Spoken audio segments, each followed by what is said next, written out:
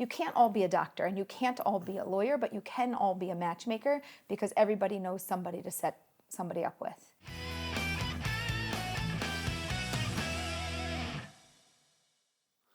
Shalom, Aleeza ben Shalom. How are you? Baruch Hashem, how are you? Welcome to Yerushalayim Yar Kodesh. Thank you. Good to be home. Good to be home. Tarte mashma, right? Home and home, you know. You just came back from the States. Just came back from the States. Running around. A 2.5 week, usually it's a tour, but this was a tour/visit, and I took one of my kids with me.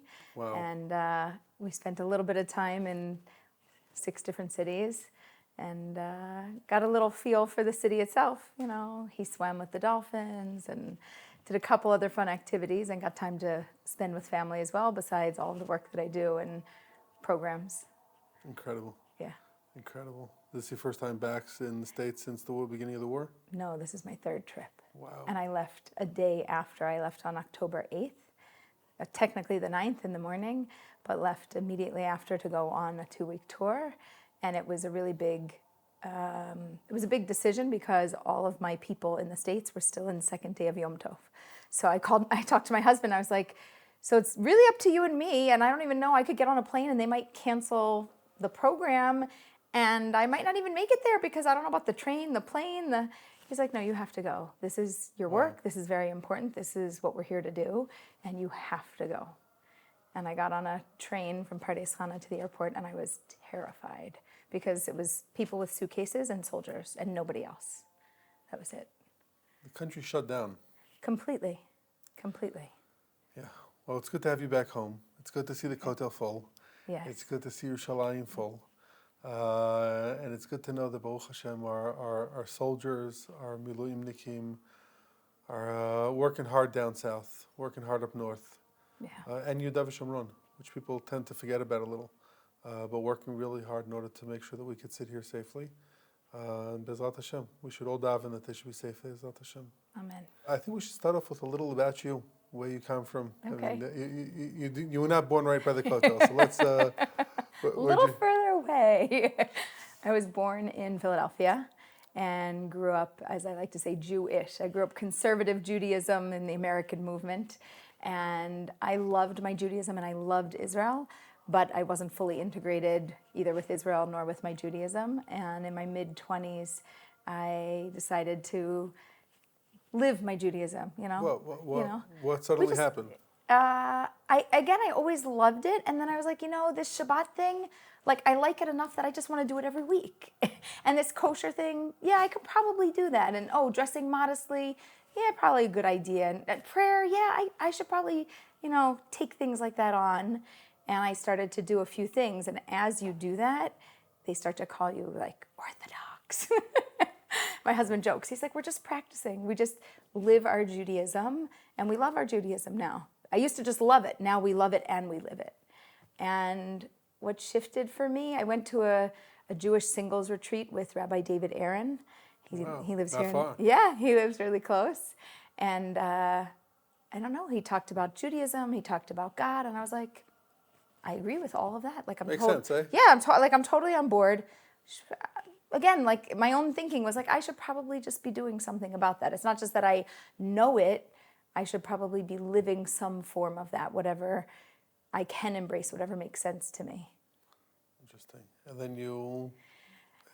now you're married, living here in Israel in Pardes Chana. Yeah. A bunch of kids, Baruch Hashem, incredible husband. Thank God.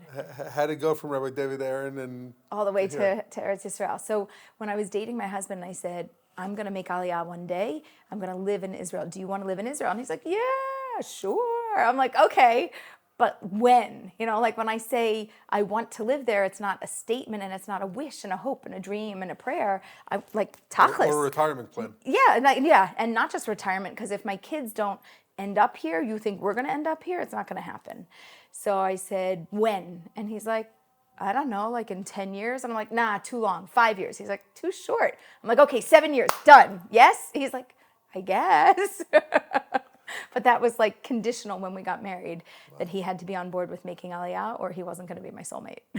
Interesting. And he said yes. And we had a plan of 7 years. It ended up being 18 years. Jewish time, we're only 11 years past our due date. When we moved here, our youngest was 7 and our oldest was 17. We have 5 children. So they told us that is the perfectly right time to mess up your children. But it was COVID, so that just messed up the whole world. So I said, well, we can't do any worse than that. It's got to be better by moving now. And thank God I feel better being here. Also, with COVID, they locked people out of Israel. Israelis too. If you're out of Israel, you got locked out. Right. I said, you know what? When they lock you out of Israel, completely unacceptable. The only place I want to be locked is in. So I'm going to be there because I'm not going to live like this. And now, like, if you don't wake up and go, oh my gosh, how could I not go now? You like, your eyes are closed, you're just sleeping. I said, now is the moment we have to go. And my husband was like, can I think about it for like 24 hours? I said, sure, but we're going like now. He said, can you define now? I was like, as soon as Nefesh B'Nefesh says we can go, we're going. I was like, maybe 6 months. And he's like, maybe a little longer. I'm like, okay, 8 months. That's it. And we You're being uncompromised, eh? Yeah. Listen, I waited 18 years, not 7. So I feel like I was very lenient. And I had pushed for it a long time before then. Yeah. So when I look at Torah tidbits and I try to see the popular places in Israel where the American communities are, I'm looking through the list and I don't see Pardes Chana. Yeah, we go by Haifa timing. They don't include Pardes Chana. I'm trying to figure out what exactly got you to move to Pardes Chana. Okay, so it's beautiful. Yeah. Okay, I have a brother-in-law there. Yeah, amazing there. But it is beautiful. What got you to Pardes Chana? He's Israeli. Okay, yeah, right. So I made a lot of. It's not a bad thing. No, I made a lot of rules and conditions about where to move and how to move. So the kind of like Ben Shalom family rules was no big city. So we weren't going to live in Jerusalem or in Tel Aviv. We're not really city people. We like to visit. A place that was Israeli. We weren't looking to move to a mini America. So not Ramat Beit Shemesh, not Efrat, not any city that felt Ranana, like that felt too Anglo. We wanted to be a little bit of pioneers, and also I wanted us to be forced to try to speak our best Hebrew, and that my kids would actually learn it because, hey, there's not so many, English speakers. That's it. Just do it, and also to live in, Israel and less of the areas that are disputed, so that our families, at least we were moving to Israel, and they could freak out like a little bit less, and somewhere that was close enough like that I could pop on a train and get into the city. So now they have the fast train from Binyamina. Incredible. It's an hour and 20 minutes from Pardes Chana. I can get here. It is incredible. It takes you incredible. longer from the train station to here in Yerushalayim than from Pardes Chana to Yerushalayim. Yeah, with traffic. I always say to myself, the Ramban writes in a Sefer, now it's like, when he came to Yerushalayim, he found 2 Jewish painters. That's who was here, right? And I say, how much would he, give to sit in traffic in Yerushalayim with so many Jews? to see. And saying to himself, wow, right? It's incredible. So, the light rail is incredible here now. I think it transformed the city. And it's only the beginning, right? They're about to extend the one we have longer. I know, I need it. Right? It's good for me. I get off the train, I get on the light rail, I go down, I go up, I go any direction I want, and then I walk 10 or 15 minutes, and I'm exactly where I need to be. We say every day in davening, Bonei Yerushalayim Hashem, Nidchei Yisrael Chanes, right? So you always ask yourself, what comes first? Is it first Bonei Yerushalayim Hashem? Is first we're going to build up Yerushalayim? Or Nidchei Yisrael Chanes, we're going to gather the Jews from around the world, right? And it's interesting that the pasuk can be interpreted in both ways. That this one will be first or this one will be first. And I think they're happening together. That's what I was going to say. And, I think there's enough people to warrant the building. There's a reason David HaMelech wrote it in a way that can be interpreted in both ways. Yeah. So, Baruch Hashem, you touched on a point before that it was a condition for you that Aliya is going to be part of the plan in order to continue dating your husband. Yeah. Right? And I hear from so many of my NCSYers, people that are getting in the Shidduch world, etc., that they're only dating people, they're in the States right now, they're in university, whatever, and they're only dating people that they're committing that they're going to move to Israel, right? Mm-hmm. Now, as a strong Zionist, as a person that lives in Israel with Baruch Hashem, all of our kids and grandkids, Baruch Hashem should continue that way. I say to myself, to me it's obvious why a Jew says he has to live in Israel, right? But as a dating expert today, okay, What do you say to people that put those conditions there? If it's a strong value and you want it and it's not aligned with your partner, it will always feel like a disconnection, and it will always feel like this tug of war, this push-pull where you want something that your partner doesn't want. So if it's a strong value and it doesn't align, and you choose a partner who doesn't want what you want, you have to be willing to say, I'm going to give that up. I'll just go visit.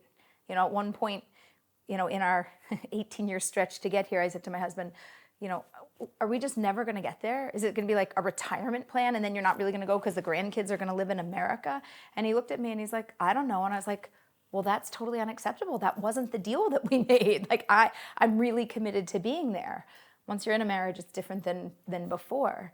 But the other thing that I tell people is, if this is your value, then why aren't you living here now? Or are you doing everything that you are doing in order so that you can live here as soon as possible and come date here? Like, it's the best place in the world to be dating. You have, by me, the most options. And if you already want to live here, then it makes sense to be here already and date people that are here. I wasn't ready to commit to that. I wasn't ready to be here. So I guess on a certain level, I had to be willing to give up. I was willing to live in America for the time period that we did live there. But I have to tell you, I always had this deep sadness. Like, I would watch, little films, little clips with Israel. I would cry. My friends would make Aliya. I would cry. I would hear Israeli music. I would cry. I would hear Israelis speaking. I would cry. I was just like, it was deeply upsetting to me not to live here. And it was 18 years of that. And at a certain point, it was like, Maspik, Dayenu, this is enough. I can't do it like this anymore. I have to be here. And now the running joke in our house is like, Ima, why are you here the least of all of us? You're the one traveling back to America. Like, I don't get it. I'm like, Hashem played a funny joke on me. I'm the only one that wanted to live here. Not the only one. I'm the one that wanted to live here the most, the strongest. And I'm the one that's in the country the least of all of us. But So somebody has to sacrifice for everybody else to be here. Yeah, and that's the work of doing what I do and reaching, thank God, millions of people and having a profound effect on the world. But sometimes you got to go out there. And I don't cry anymore, though. Like, I get off the plane. I also used to cry. You get off the plane, you're like, now I get off the plane. Well, there or here? Here. Well, there's a different story. They're like, welcome home. I'm like, no, I just left home. America is not home. It's like, I have a passport, but that's not home. And I get here and I don't cry. I just feel like, thank God, I am home. I don't feel like I long for it because I have it, because I chose to be here, because we are here. So I get teary every time that I start seeing the coast of Israel when I come back. Yes, when I'm on the plane, I do still cry. So, that moment where you suddenly... Yes, you see the buildings and you're like, oh, there's all the little Israeli houses and the roads. And, yeah. That's when I get teary. Yeah. And suddenly you just, even though you're like 30,000 feet up, well, probably less by then, but you suddenly feel the Avira de Eretz Yisrael. You feel the air, even though you're inside a closed plane. You feel it's just that's where it takes me. So one day you suddenly find out you're going on Neflix. What happens that day where you suddenly realize that this thing that you do and you do so well is suddenly going international? So first of all, it was a whole difficult decision. Like, do I even bother doing this? Because, Netflix, is it going to be good for me and good for the Jewish people? And, I'm always in conversation with Hashem. And I was like, listen, I need a sign. And I know you're not really supposed to ask for signs. I know it's not a thing necessarily. But I was like, I got to know you're behind me and you're my partner in this, because otherwise it could go really wrong. Mm-hmm.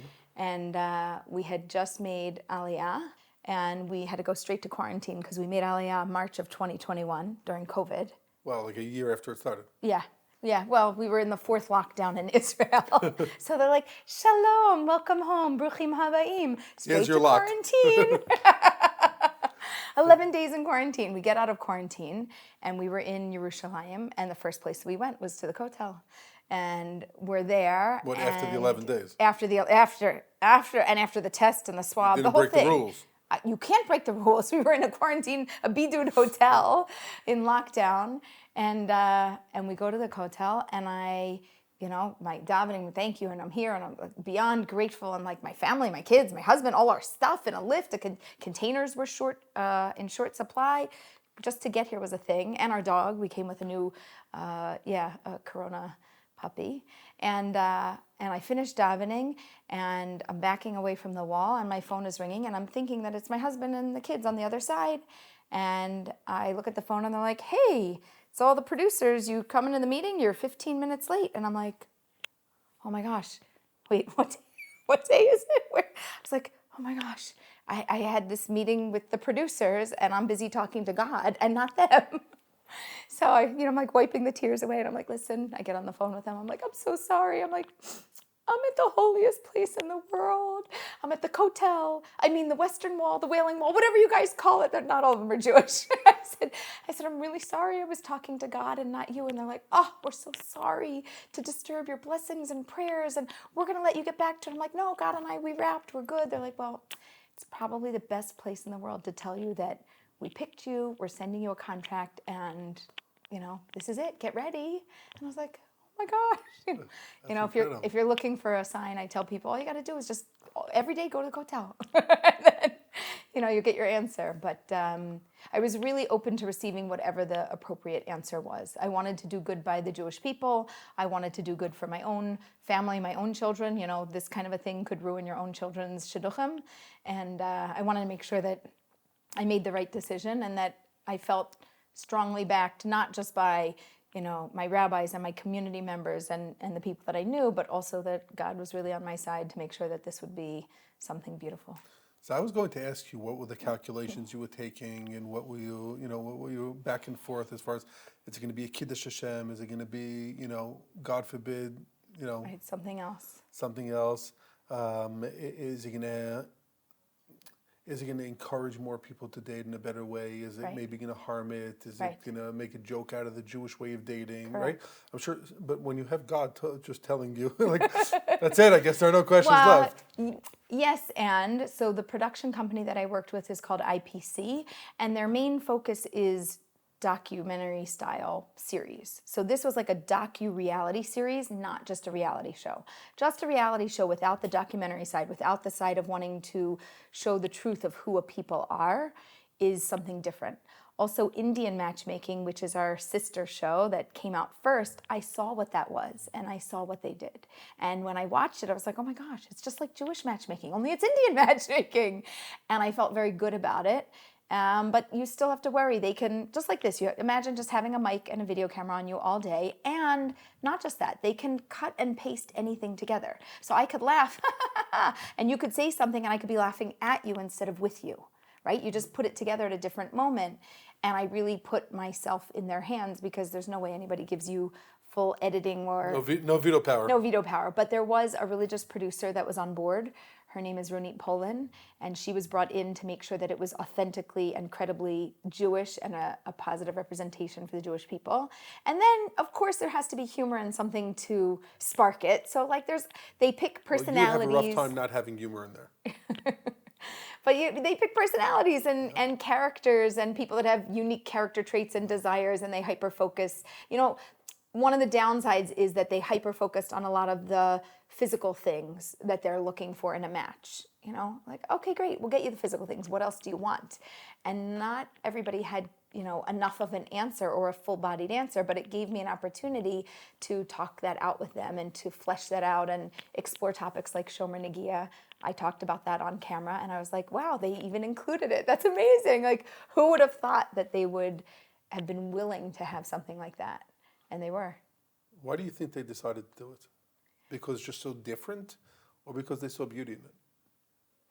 I don't know that it's about beauty. I mean, I think these companies do things for money, and I think that they do them sometimes for educational value. They saw something that was trending and popular that people liked. They wanted like a glimpse into a world, and they wanted to see what it was like. I think if there was a different matchmaker, then the show might have turned out differently. Like it very much has my personality and my persona, and they kind of use that as the foundation. And for me, it's all about edutainment. It's education, and it has to be entertaining and fun and playful. And also for me, it was also very non-judgmental. Like, I just walk in and I accept people for who they are, and I love them and I appreciate them for who they are. And in that way, we just start from there, and then we move into the matchmaking process. Do you feel that having your name out in the world has changed who you are, has changed your family? No. It doesn't change who I am. It does change my availability to my family. The core of who I am is who I am. It's very interesting.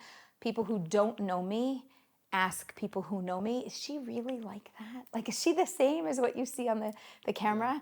And they're like, yeah, that's totally her. Like, if we don't get to see her and we miss her, we just turn the show on and we feel like she's right here in the living room with us. So it hasn't changed me at the core of who I am, because I wasn't represented as somebody else. I didn't put on a show. Like, what you see is what you get. There were no lines. It's not scripted. It's completely unscripted and unfiltered, and it's just who I am. And genuine. Really genuine and authentic. And I think one of the things I'm extremely grateful for is I feel like I was represented as who I was. And I think that's something hard to do. Like, I think it's easier to just turn you into who they want you to be, but I feel like they really made me who I was, and I feel very, very grateful for that. But it has changed my availability. You know, you walk around sometimes and people are like, hello, and I'm running for a train and I have 1 minute left and they're like, oh, Aleeza, and I'm like, hi, and I'm like, I'm gonna miss the train. Sure, I'll smile for a photo. So it has changed, how many people know about me, and little things like that. So I can tell you that the feedback that we're getting from the different courses that you've given in the OU Center here in Yerushalayim have been incredible.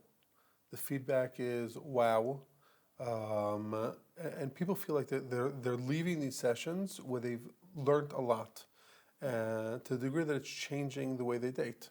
Yeah. Yes. Thank you. And I'm not flattering you for no reason. No, I'm very because happy. because that's the feedback that we're getting. And talking to my staff, they're telling me, the Baruch Hashem, a couple Shiduchim already happened due to the courses that you did there. And we hope to continue doing them because there is such a need, right? I think that you ended up picking up on something that people are very at a loss. If you would have spoken to Avi Berman literally 3 years ago, I would have said that I tried to make a couple Shiduchim, and I have a pretty big Rolodex, okay? Mm-hmm. And after I heard back from a couple people, Avi, this is not your field. Please don't ever try to set up anybody ever again, okay? I totally gave up. Oh. I totally gave up. And then I have this girl sitting in my house, and I suddenly say to my wife, what about this guy, right? Okay. And she's, makes sense, right? It's through by somebody else. Like I lost my self-confidence. I should do it on my own, right? And Baruch Hashem, they ended up getting married. I was a Masada Kedushin. Thank you. I wrote about it in my column in Torah Tidbits. And thank you. And I've never received more feedback on any of my columns, and thank God we get a lot. But that was, without a doubt, the most popular column I've done in Torah Tidbits. Wow. And I say to myself, like, why? Why is this a topic that suddenly, right? What's your answer before I wait? I'll just tell you that Shiduchim seems to be the most popular topic. I fly in and out of countries, and they're like, what are you here for? Working. What do you do? I'm a matchmaker. And they're like this, writing everything down. And they're like, They're like, oh, my buddy in booth 11, he needs your help. I don't know what it is, but it is absolutely a magnetic topic. I think it's something that people don't, like, everybody studies everything else. Right. There's no course in college that you can go to get a matchmaking degree. So everybody studies law and education, and people are doctors and businessmen, but you can't and don't find people studying about matchmaking. And it's probably, to me, the single largest decision that a person makes in their life that has the greatest influence over their life. And I think people are fascinated by it. But I think they don't have a clue about it. But everybody, nobody's an expert in all fields in the world, but everybody feels that they can voice their opinion about everything, right? Yeah. Like, oh, that's not healthy. Oh, really? Right. Are you a doctor? Are you a nutritionist? Like, you Right. really? No, I read somewhere on the internet that you shouldn't eat that and that, right? So we're all very free in voicing our opinion about many Yeah. topics. But when it comes to matchmaking, I find that I talk to many people when I tell them my experience, right? That, suddenly you see something, you're like, okay, that works. And people are like, no, I don't get it, right?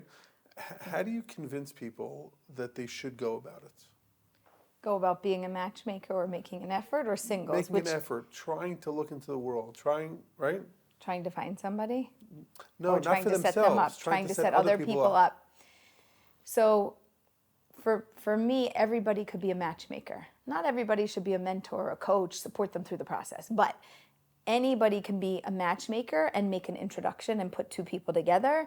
It should be a smart match, and you should be able to answer, why do I think this is a good match? And it shouldn't just be because you both have noses, you live in a similar city, and you're similar ages. That's why people set people up. Or they say, I just thought of it. It just came to me. But why? Right? Like, I want a reason why. But everybody knows somebody who's single, and everybody knows somebody who's looking. And either they are single or they will be single, God forbid, or they, there's, people who are single, people who are divorced, people who are widowed. There's all different situations, and it's one of the greatest pleasures that we have is finding a partner. And everybody in your life has the potential to be an introducer and to stick people together.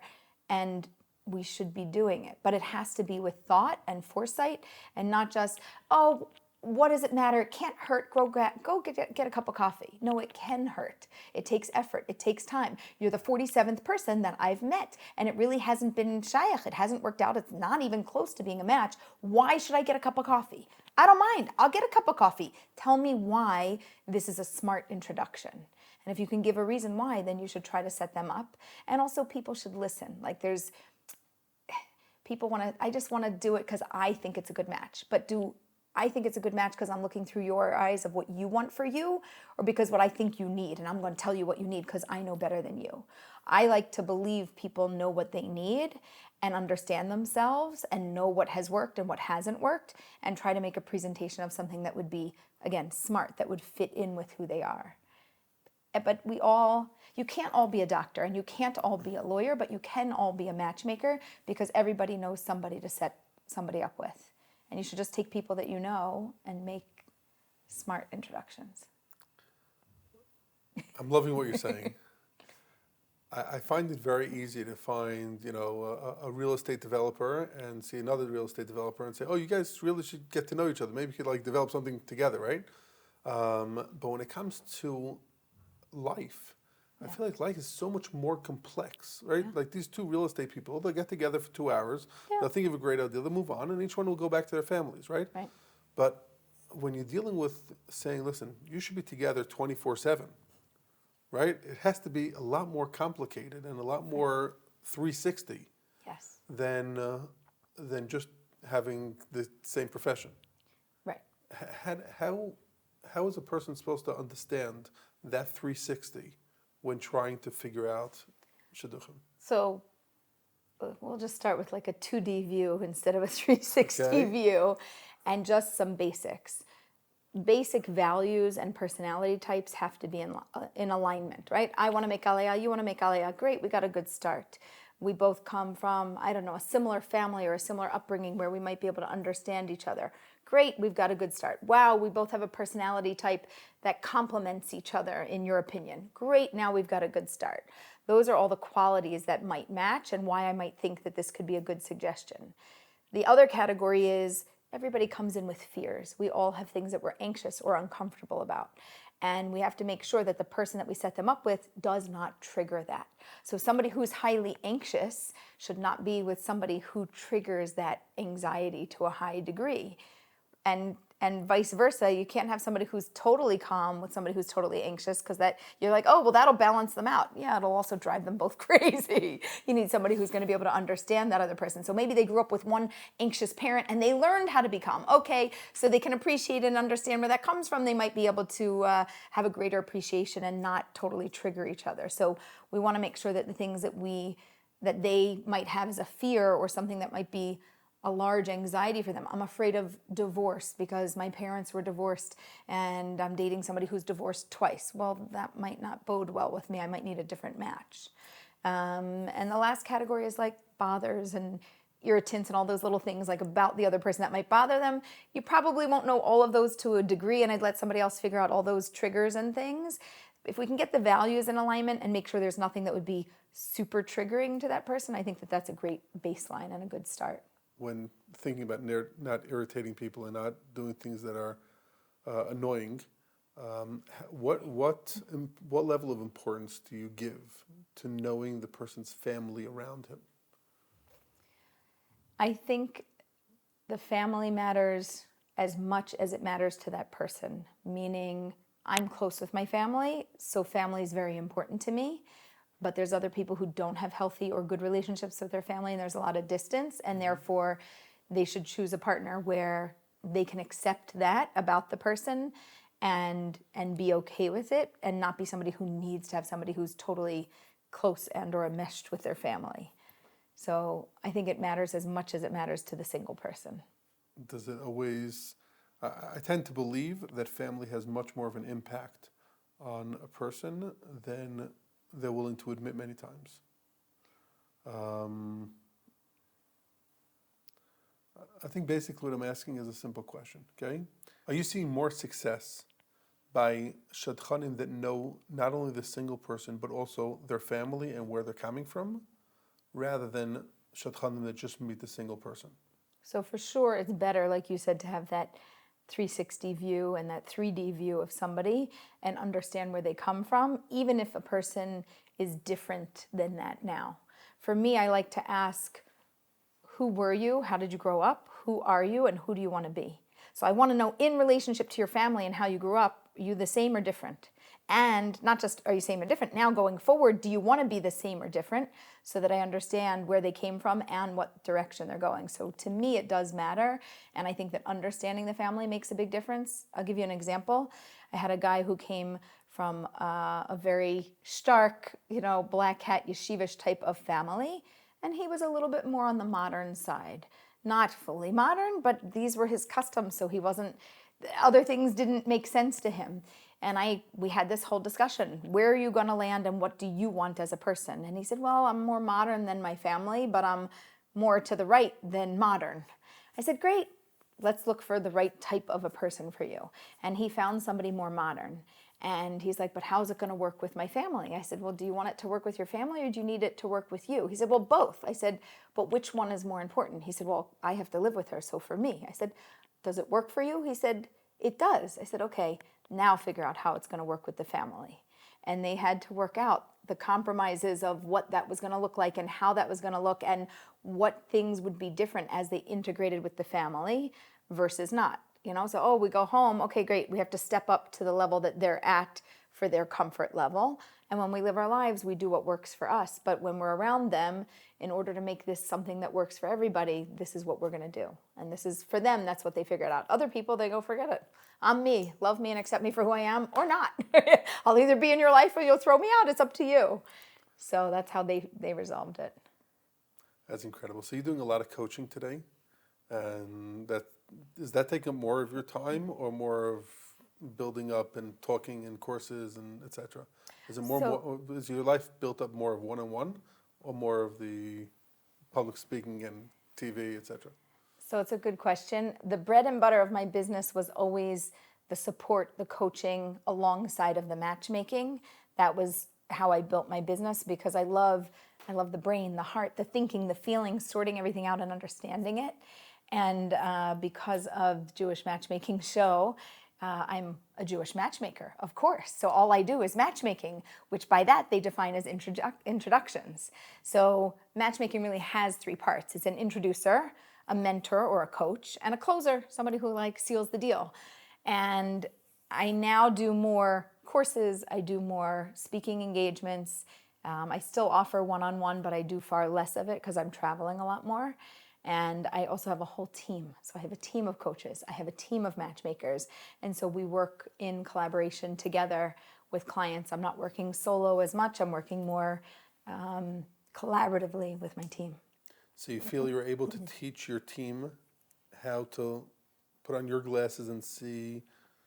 Everything is with the Aleeza glasses and the Aleeza vision and the Aleeza flavor of how we handle it, and also the love and the nurturing and the acceptance of how we love people and care for them. It's incredible. In the States, Israel, all over. Yes, everywhere. I visited Australia and London and Chile and Argentina and all over Canada and the States and Israel. We have clients everywhere. I would say the majority of our clients are in the USA because that's where I was up until 3 years ago. Now we're starting to build our base here in Eretz Yisrael, but we have clients internationally. What story for you what was the symbol that said, I'm in the right profession? I don't know if I have a single story.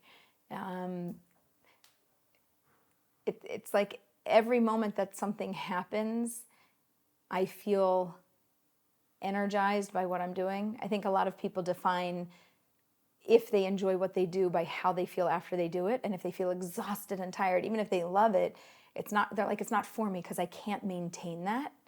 But for me, after everything that I do, I feel energized. So I do a podcast afterwards. I'm like, woohoo! I do a program, woohoo! I create a course. I work one-on-one with somebody on my team to produce something. I'm like excited. Like I wake up in the morning and I'm like, okay, like what's on my agenda? I have something to wake up for. Maybe that's it. Waking up in the morning and going, yep, a lot of work on my plate today, but I am so happy for another day and so grateful. And I'm also very grateful for Shabbos. With somebody on my team who's not Shomer Shabbat said to me, she said, Aleeza, I'm more grateful now for Shabbos than ever. Because I said, whether you're Shabbat, Shomer Shabbat or not, that's up to you. But on our team, we don't work on Shabbos. So everything shuts down. We don't reply. That's, our day off. Everything else is a day on. And she's like, I love Shabbos now. She's like, I so look forward to it because we're all working so hard. That's incredible. Yeah. So you basically, what happened to you when you were 20, you're now passing on to others. Yes. Yeah. And it's Seeing the amazing. beauty Like of yes. And the whole team that I have and how we operate and what we do. I have like a little prayer that I made just about 2 weeks before the show came out. And God and I, we talked. Besides the prayer book talk, like we just talked heart and soul talk. And I said, I really need you to make me magnetic. I need you to make me like attract all the right people and the right opportunities and the right situations. And like a magnet, I need you to repel and push away all of the wrong opportunities and all of the wrong situations. And I don't even know what they are. So God, you just have to take care of it because I need you to guard me and protect me like that and send me the right people and keep the wrong people away. And same thing for the opportunities. And I've seen people literally fly in or out of my life. There's some opportunities that like presented itself and just quickly disappeared and were kind of like thrown away from me. And other things that are very clearly presented and just like right there. And I'm like, okay, that's for me. So it's just something for me that's very important that I need to have, especially now. It's incredible. So talking about matchmaking and talking about your decision to go to Pardes Chana, I want to go back a little bit to Aliya. Yeah. Okay? You made Aliya, your kids, perfect age, right? And many people are asking themselves, when coming to Israel, there's such a wide variety of different communities that you can go to. And you clearly chose, very similar to my parents who moved to Kedumim, okay? Only English speakers in Kedumim when we got there in 1985. You choose to move to Pardes Chana, not many Anglos in Pardes Chana. And people are trying to pick out which community they should come to. Because you're seeing so many different communities, because you're meeting so many families, because you're meeting, right? What type of, would you come and say people coming from the city should be going to this, people that are coming, what would you come and say that there's a unique way in which you think people should be choosing where to live in Israel? I think that people need to identify who they are and what their preferences are and adapt that to Israel and not come here going, oh, well, I have no idea. Like you said, are you a city person? Oh, you are? You should move to a big city. You should pick Tel Aviv, Yerushalayim, Haifa, even Beersheba. Like you need a place that has some action and some nightlife and some things happening. If you're somebody who in general doesn't like that, yes, you should move to a smaller community. We came, none of my children knew Hebrew. I knew some broken Hebrew, and my husband can make a joke with about 4 words, but doesn't really know Hebrew.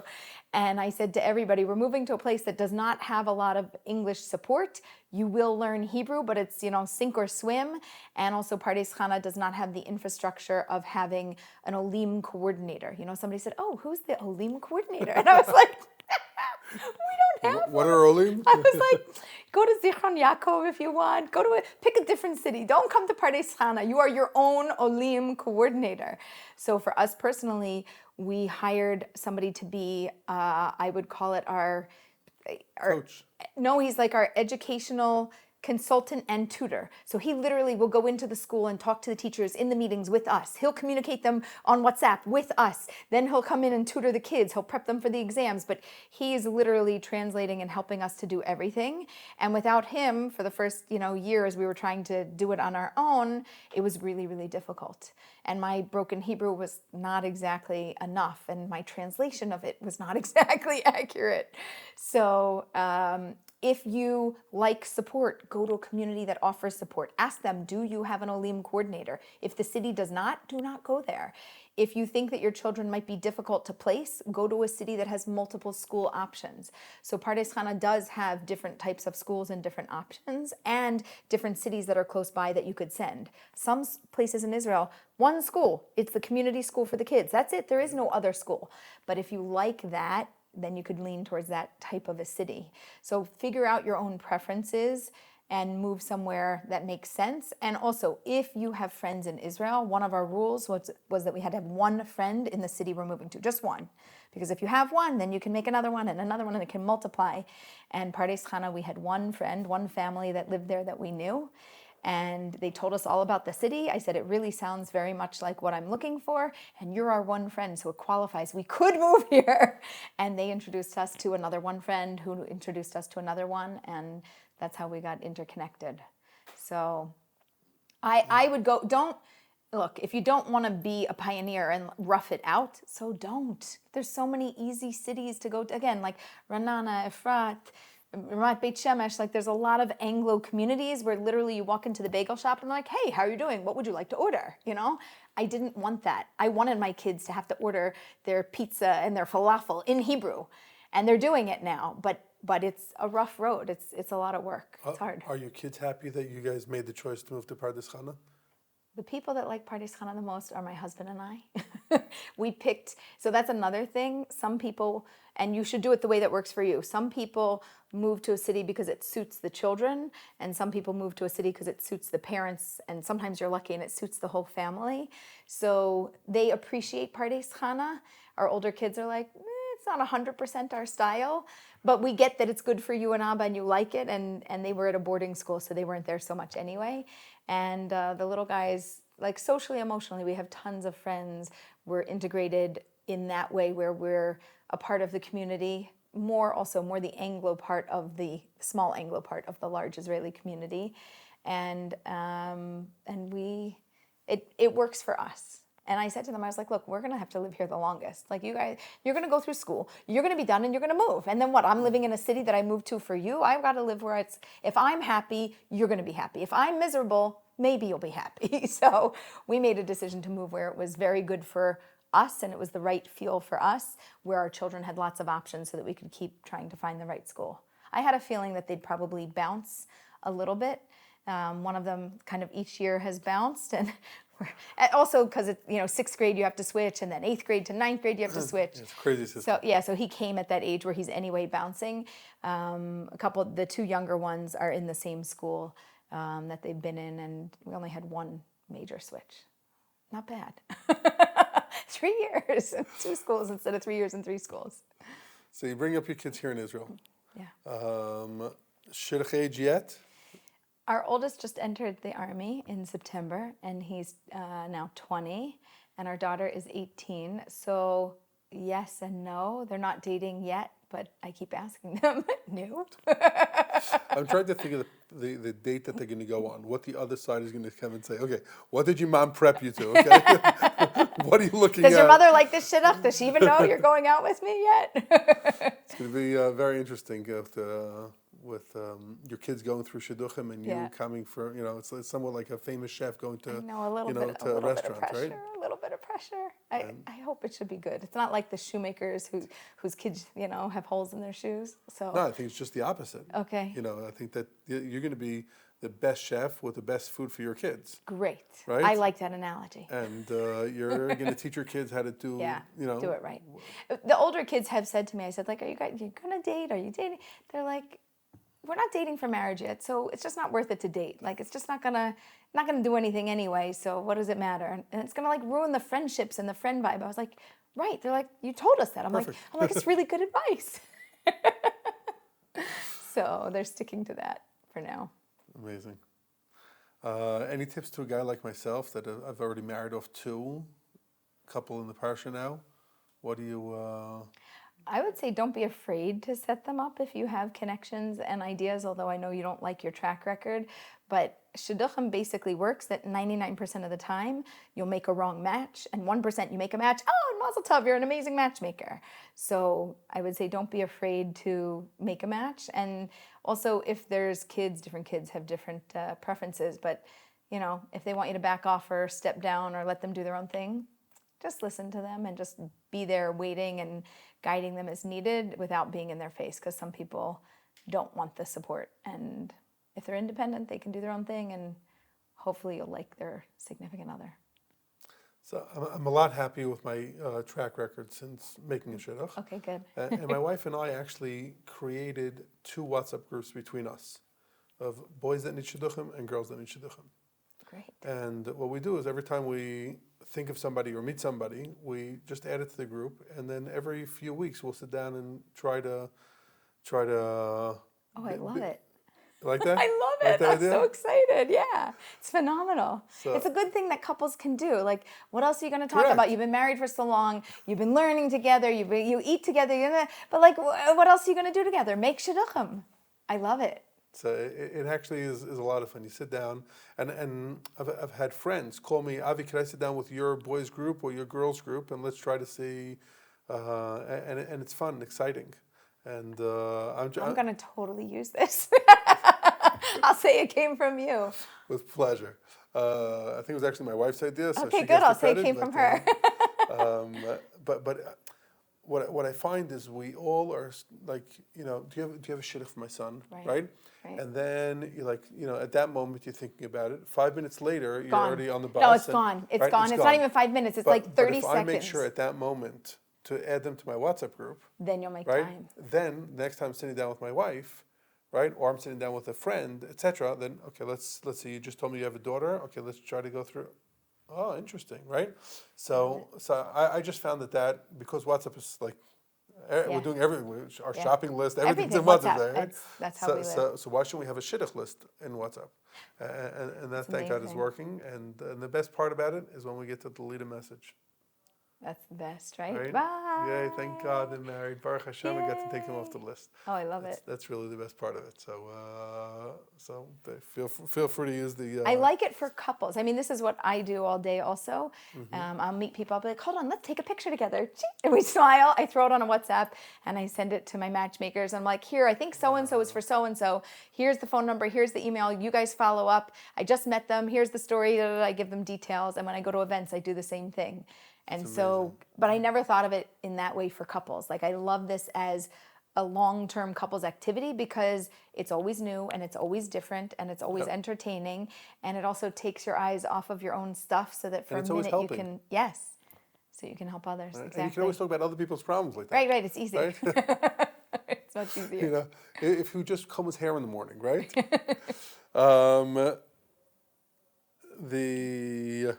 The opening of your show, right? And I must be honest, I don't have Netflix, Yeah, yeah. so I apologize. But I did go on YouTube and on your Instagram. Yeah. Thanks to Nina, she taught me how to do those things. And I saw the opening in the Great Synagogue. Yeah. Okay, and I'm not sure how many people catch on to the fact that it's the Great Synagogue, being the fact that the OU Center is down the block from the Great Synagogue. We caught on right away. But why there? You know, we were looking for a place. I told them I wanted something iconic in Israel and something in Yerushalayim. Hence us sitting outside the Okay, hotel, right? so we looked into doing the hotel. We couldn't do outside because, right, for obvious reasons, the noise and other things. And there was no inside full view where like you could really feel like you were sitting at the hotel, that it would be something magnificent. And I really wanted the hotel. That was my number one. And I said, if it's not that, it has to be something equally as good. And they sent out their scouts to go look all around the city. Wow. And they come back and they show me this image of the Great Synagogue. And they said, they have these magnificent doors. We have this vision from outside. We're going to light the doors so that it streams in, pours in, and the color is on the floors reflecting. You're going to sit here with your back to the doors and have everything. I'm like, you're not supposed to have your back to a door, but okay, good. Well, for the beauty of the shot.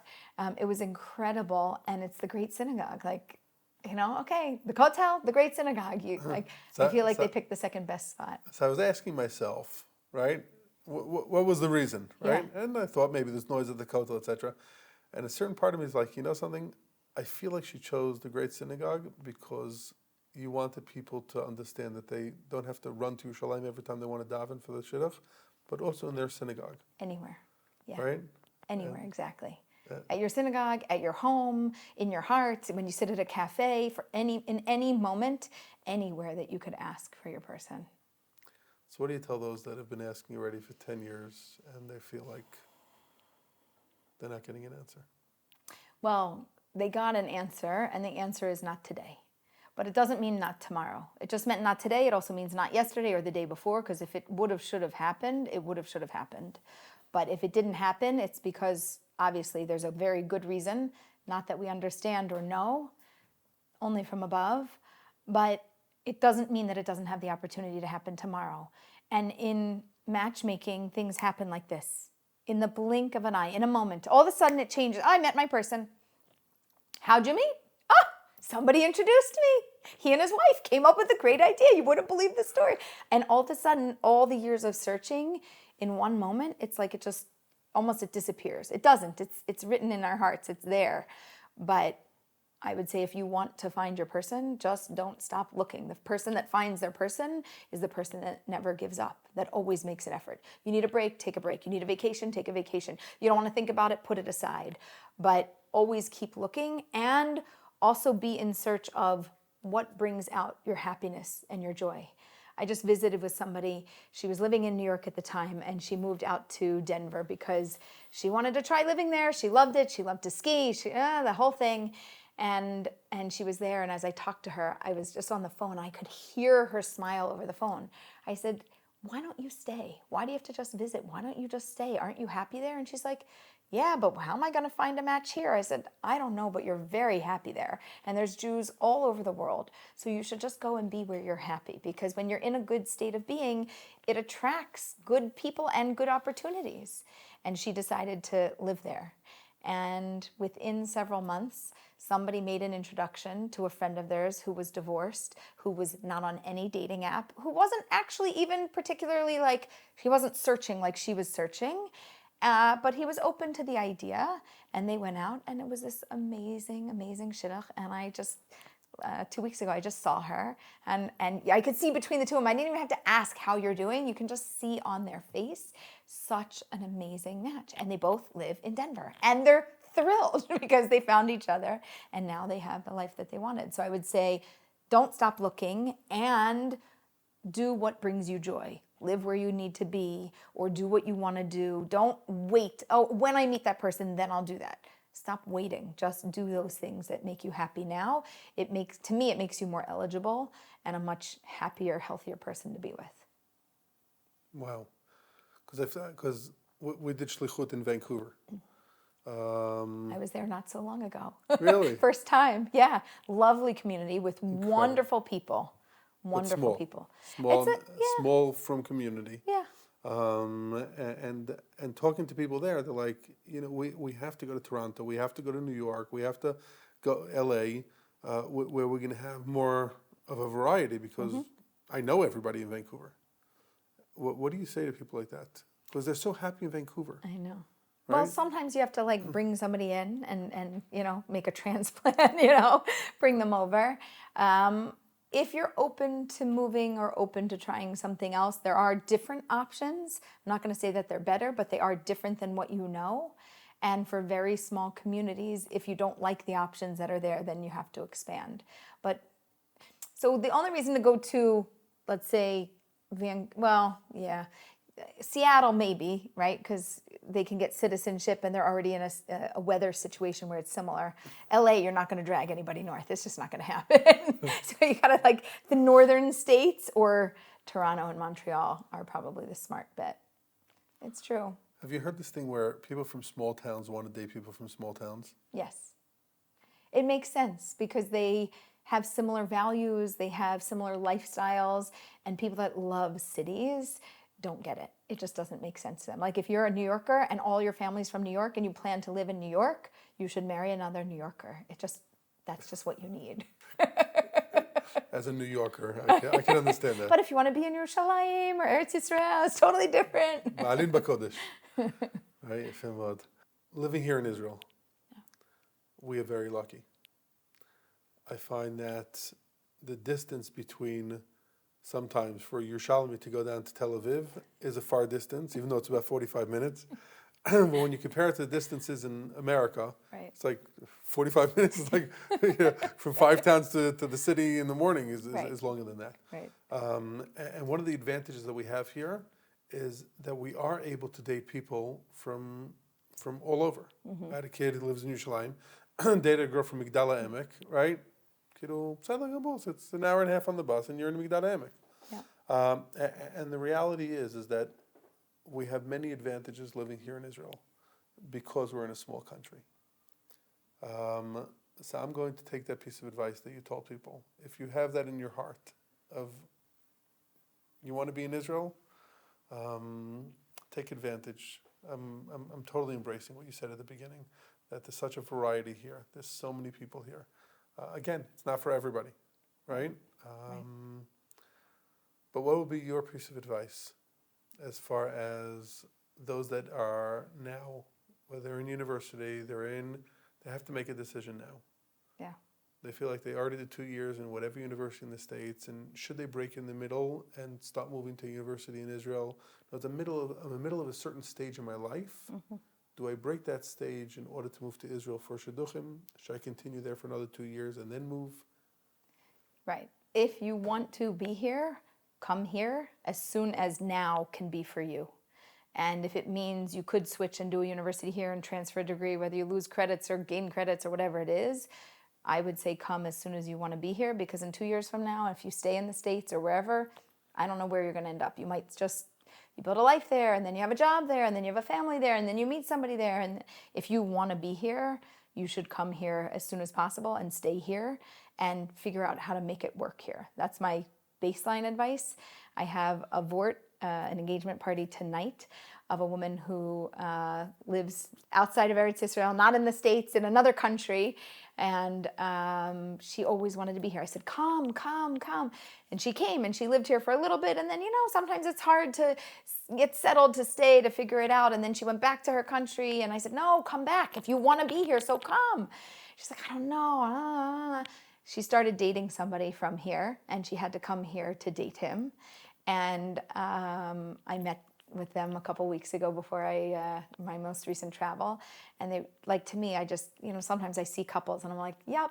And they're like, she's like, how do you know? And I was like, well, I don't know. Like, to me, my job. Yeah, it's like, it's written all over your faces. I just see it. I was like, you'd have to be crazy to walk away from this shidduch.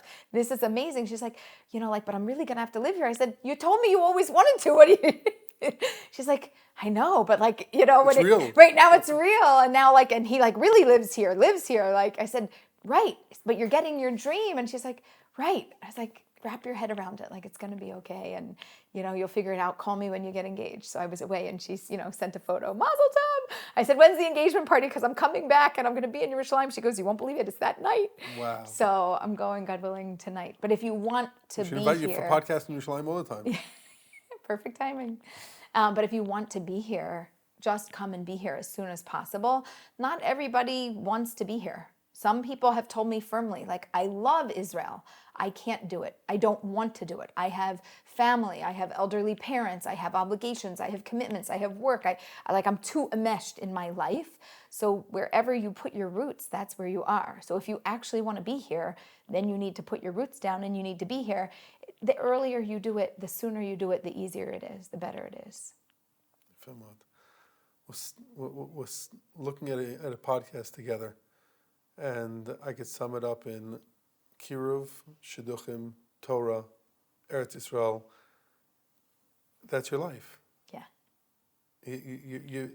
Every element of your life is just surrounded by Torah, mitzvos, and doing great things for the Jewish people.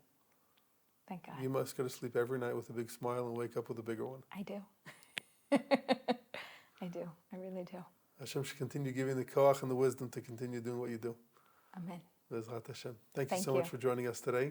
And I am sure that many people will see this and be inspired to continue doing God's work. Thank you very much. Thank you for having me.